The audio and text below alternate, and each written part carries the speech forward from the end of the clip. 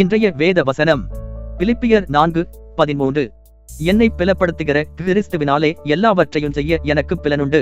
கிறிஸ்துவுக்குள் பிரியமானவர்களே, இயேசு கிறிஸ்துவின் நாமத்தினால் ஞானஸ்தானம் பெற்ற ஒரு இளம் வாலிபன் தன்னுடைய ஆவிக்குரிய வாழ்க்கையில் வர வர விருத்தி அடைந்து வந்தான்.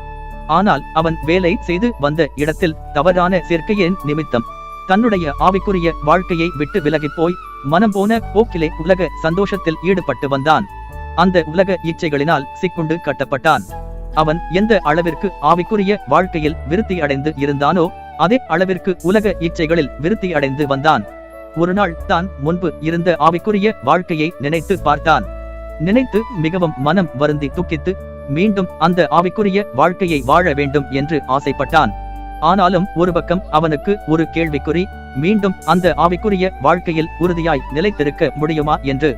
மாற வேண்டும் என்ற சிந்தனையை கொடுத்த கர்த்தர் இந்த வார்த்தையையும் அவனுக்கு கொடுத்தார்.